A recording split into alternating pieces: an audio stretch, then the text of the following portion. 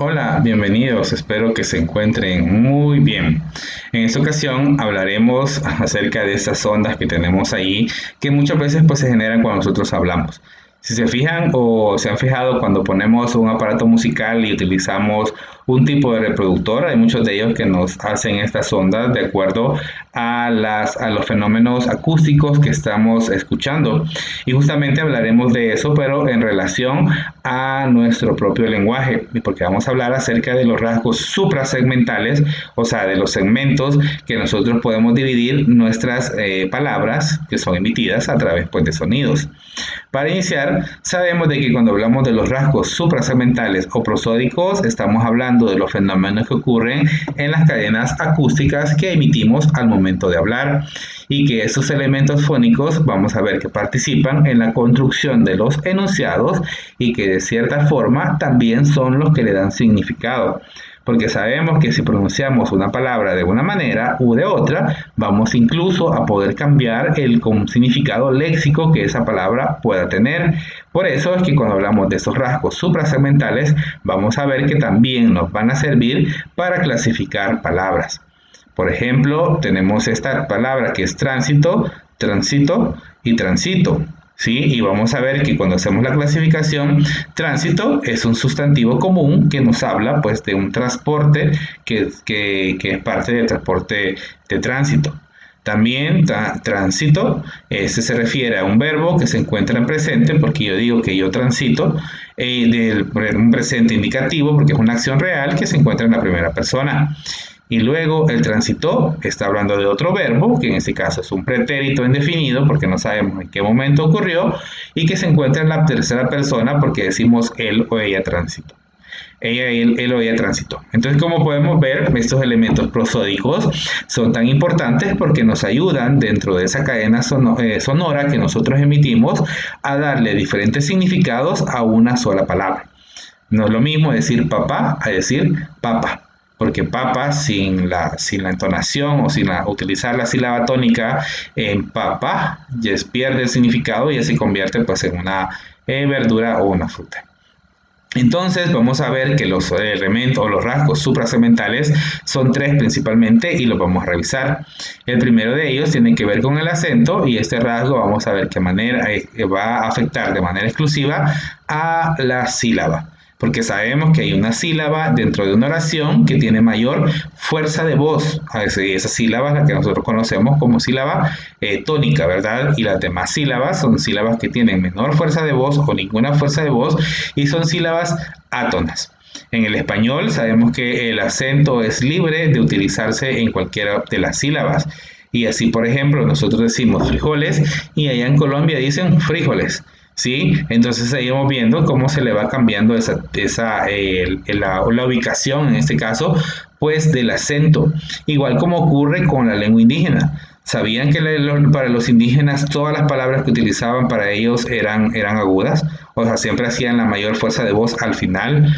Da diferencia, porque igual no conocían las reglas de hoy en día, ¿verdad? Entonces ahí podemos ver cómo se emplea esa característica de que en el español podemos darle la entonación a cualquier parte de la palabra. Y ahí podemos ver en ese ejemplo gráfico cómo se da ese acento, ¿verdad? Decimos impresora, so, el que tiene mayor fuerza de voz, y lo representamos pues con un elemento mucho más grande.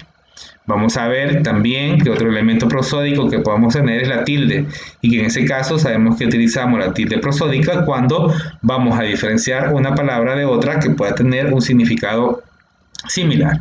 Y pues bueno, el acento sabemos que funciona igual que la tilde, funciona igual que el acento, porque la tilde es la representación gráfica en este caso, que se coloca a alguna sílaba, pero que en este caso debe estar regulado o está regulado por la ortografía. Y así sabemos que si es una palabra aguda, la voy a tildar cuando termine en NS vocal. Si es grave, la voy a tildar cuando no termine en NS vocal. Y si es esdrújula o sobresdrújula, todas las voy a tildar. Entonces, esa es la diferencia, ¿verdad? Una tilde está normada y el acento no está normado. Y aquí tenemos algunos ejemplos, ¿verdad? T sin tilde es un pronombre.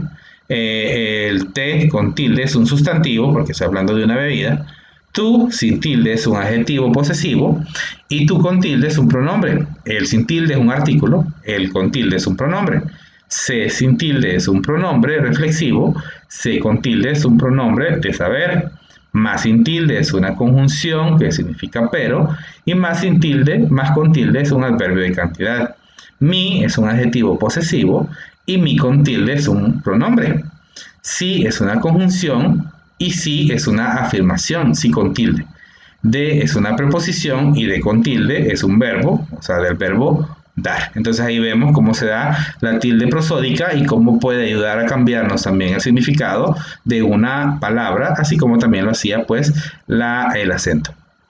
Por último, tenemos la entonación y nosotros sabemos que con el momento de hablar lo que hacemos es una cadena, lo que formamos es una cadena melódica como la que estamos viendo en pantalla. Esos cambios que tiene, que va teniendo, la forma en que van subiendo unas líneas y bajando otras, es lo que conocemos como la melodía. Y que la melodía muchas veces se une el acento porque nosotros elevamos la voz en un momento que vamos a pronunciar una sílaba, en este caso pues tónica. La principal función de la entonación va a ser la de definir la modalidad de la intención de la oración. Si es una pregunta, yo sé que tengo que entonar de una manera. Si es una exclamación, lo hago de otra. Si simplemente estoy dando una información referencial, utilizo otra entonación. Si es algo que va a ser secreto, entonces lo hago mucho más bajito, bajo la intensidad. Y esas son también información pues, que me presenta de esta manera. Y aquí podemos ver pues, una grafía de cómo se da los niveles en este caso, pues, de la entonación, ¿verdad? Hay un nivel grave, un nivel medio y un nivel agudo. Y todas las expresiones que nosotros hacemos van a tener diferentes cargas melódicas. En el caso de estas serie interrogantes, van a iniciar con una pregunta y decimos, ¿quién llegó al tren? Elevando la voz al inicio, pues, de esa palabra.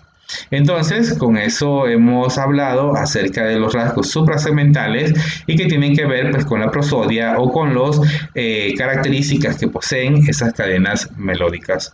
Espero que el contenido nos haya quedado claro. Recuerden siempre la importancia de tomar sus anotaciones, de formular sus preguntas y nos vemos en una próxima ocasión.